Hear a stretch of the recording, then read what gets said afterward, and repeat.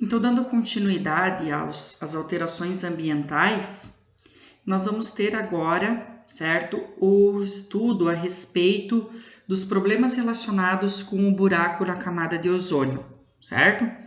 O ozônio é o O3, então 3 átomos de oxigênio que se forma naturalmente na estratosfera por ação dos raios ultravioletas que acabam incidindo sobre o oxigênio molecular, o O2, separa um dos oxigênios que acaba se unindo com outras moléculas de O2, formando o O3.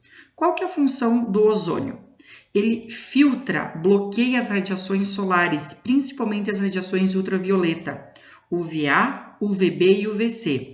Essas radiações ultravioleta, ao incidirem sobre as células dos seres vivos, elas acabam danificando o material genético, podendo provocar mutações, o que pode levar à formação de câncer, tumores, entre outros. O ozônio, ele é benéfico na estratosfera. Na troposfera, que é a camada da atmosfera onde a gente vive, né? Aqui na Terra, a troposfera, ele é tóxico. Então, para nós, o ozônio é tóxico. O benefício dele está lá na estratosfera. E aí, qual é o grande problema? Nós temos a camada na estratosfera, no entanto, alguns elementos químicos, os CFCs, produzidos aí, principalmente liberados na atmosfera pela indústria de ar-condicionado, refrigeração, eletrônico e aerosóis, acaba se encontrando e se unindo ao ozônio.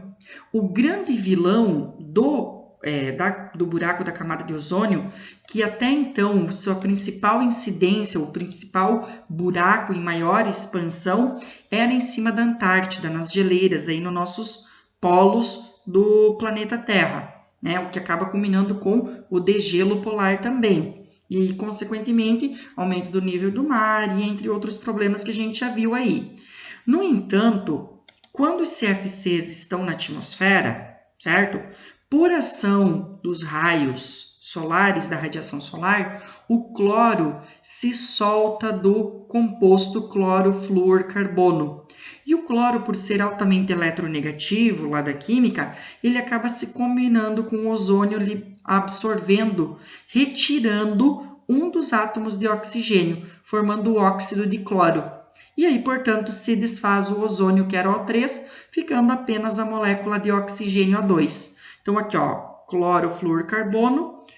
Por ação dos raios ultravioletas, o cloro se solta da molécula, né? Eu tenho 3 moléculas de cloro, acaba ficando só 2. Esse cloro se combina com o ozônio, retirando dele um dos oxigênios, que por consequência destrói essa camada de ozônio. Automaticamente, esse ozônio ele vai se refazer, porque o cloro ele se solta em um dado momento do óxido de cloro. E aí esse oxigênio fica propício para fazer uma nova reação. No entanto, pode ser que esse ozônio não se forme mais aonde ele foi degradado. E é aí que mora o problema. Por quê? Porque daí a alta incidência de raios ultravioletas aumenta a incidência de câncer, reduz a reprodução e o crescimento de espécies vegetais, porque altera o ciclo reprodutivo e, por consequência, alterando aí a produção agrícola. Outro grande problema ambiental, que também é muito estudado na química e não só na biologia, é a chuva ácida. A chuva, quando ocorre a pluviosidade, né, a precipitação, ela é naturalmente ácida. Por quê? Porque ela tem um pH em torno de 5,7 e 5,8. Quando o vapor de água se combina com o dióxido de carbono da atmosfera, né, com o gás carbônico, ela se torna ácida. Mas nesse pH, ela não se torna problemática. O maior problema é quando a chuva tem um pH abaixo de 5,6, caracterizando-se por ser extremamente ácida. Então, o que vai acontecer?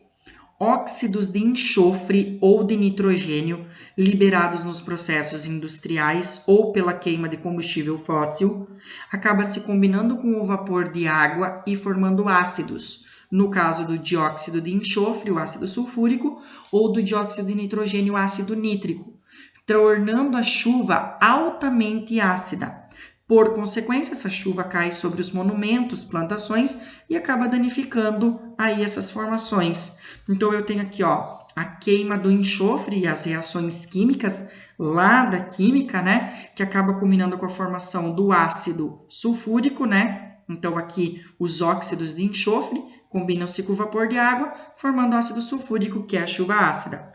Ou os óxidos de nitrogênio combinam-se com o vapor de água, formando ácido nítrico. Aqui em cima eu tenho a natureza, né, a chuva natural, que é o vapor de água com dióxido de carbono, tornando a chuva naturalmente ácida. O problema é a intensificação dessa acidez. Então, ao cair sobre os monumentos, aqui, por exemplo, obras do Aleijadinho, né? Então, obras de arte, monumentos, construções, edificações, acaba, ao longo do tempo, a grande acidez da chuva acaba ocasionando o quê? Danificação nesses monumentos. A chuva, ela já teve registro de ter até um pH em torno de 5,1, o que, para ser chuva, é extremamente ácido. Não só para os monumentos, mas também para a vegetação, né? Então, aqui tornando, ó, não, isso aqui não foi ocasionado por praga, mas sim pela incidência de chuva ácida. Aqui na região oeste do Paraná, tem altas incidências de chuva ácida. É uma região com alta concentração de pluviosidade de pH baixo, né? Então, aqui, por exemplo, ó, foi feito um experimento, o alface regado com água normal, água natural, e aqui quando foi regado com água com pH baixo, em torno de 5, 5,1, 5,2, leva com a destruição total dessa vegetação. E aí também ainda a respeito, dentro dessa aula, nós temos a questão do desmatamento. Falar do desmatamento, pessoal, se torna meio que senso comum. A gente sabe que a retirada da vegetação, a retirada das grandes florestas, a retirada de árvores, acaba culminando com o baixo sequestro de gases de efeito estufa, dióxido de carbono, que entra na planta para fazer a fotossíntese, e ele acaba se acumulando, ocasionando então um aumento da temperatura global e intensificação do efeito estufa. Para o solo, acaba ocasionando o quê?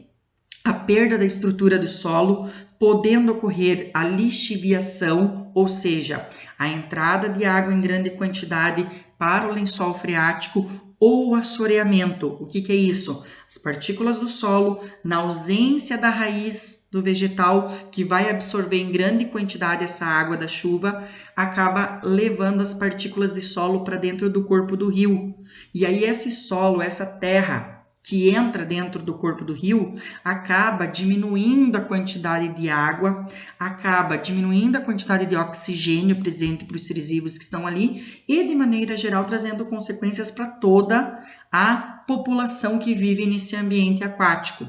Então, pessoal, desde que a gente começou a estudar os problemas ambientais, sejam eles efeito estufa, aquecimento global, maré negra, maré vermelha, chuva ácida, buraco na camada de ozônio, problemas relacionados com eutrofização ou até mesmo inversão térmica. Todas essas situações são problemas ambientais que muitas vezes estão relacionados às ações antrópicas, aquilo que o homem ocasiona no ambiente.